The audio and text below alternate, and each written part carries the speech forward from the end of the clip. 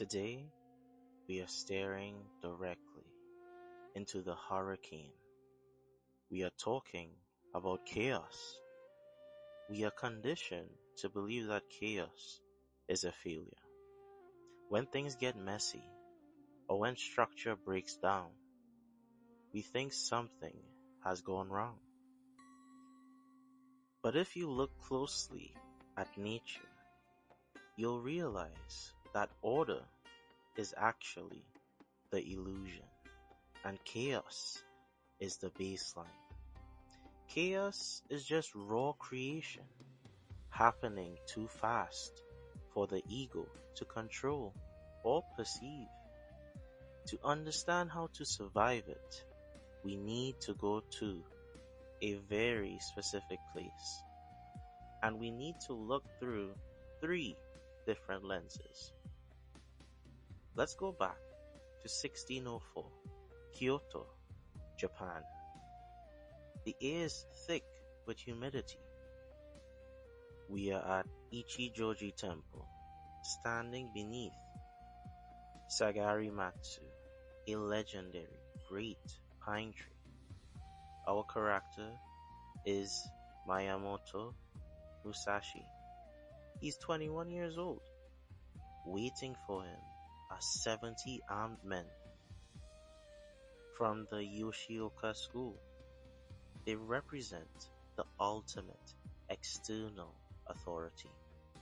They are the establishment. They are the social hierarchy trying to crush the individual. They have the numbers, the ranks, and the rules. Musashi is alone. If he tries to fight this authority with logic, he dies. If he tries to argue with it, he still dies.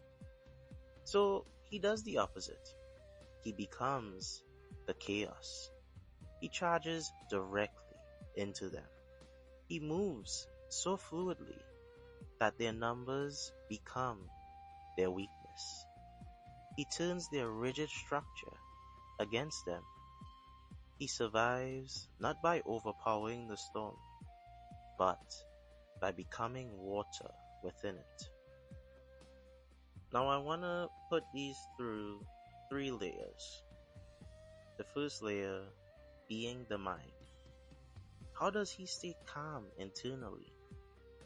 This is where we apply Theravada knowledge or wisdom.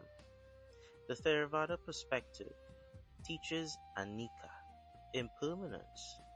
When that heavy external authority tries to crush you, you suffer because you think that authority is solid. You think and truly believe their power is real and permanent. Musashi looked at 70 men, and he didn't see a wall of enemies. He saw vibrations. He saw frequencies. He saw 70 terrified hearts, 70 fragile bodies, 70 fleeting moments arising and passing away. He didn't hate the chaos. He didn't fear the authority. He simply observed it as a passing phenomenon.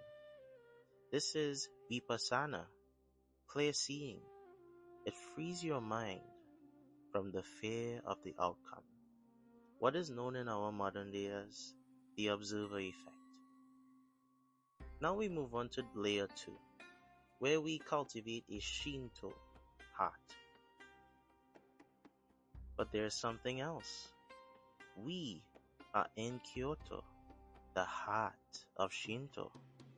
Shinto is not about detachment. It is about connection. It is about Kannagara, the way of the kami, or flowing with the natural order. In Shinto, nature is filled with spirits, or kami.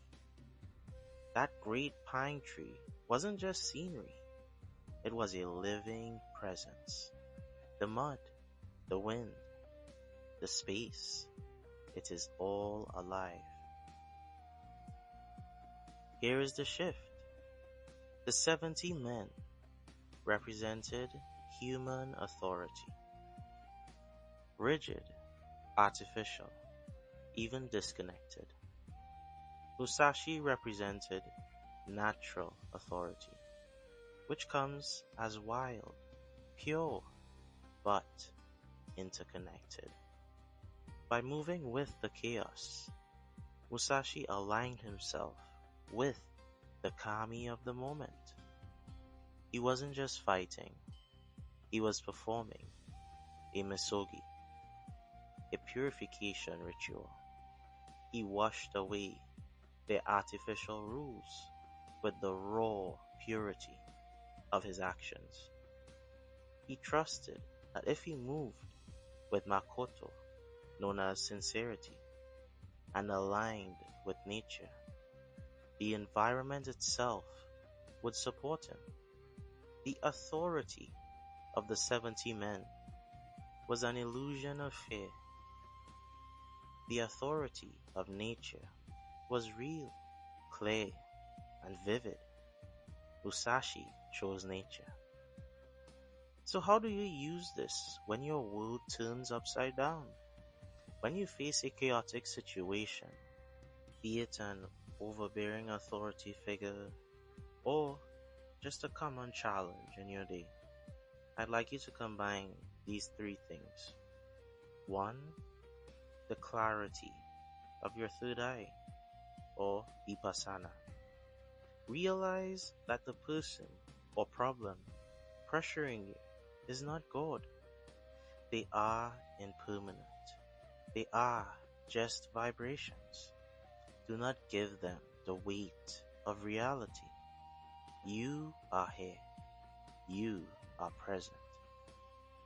Sit with that.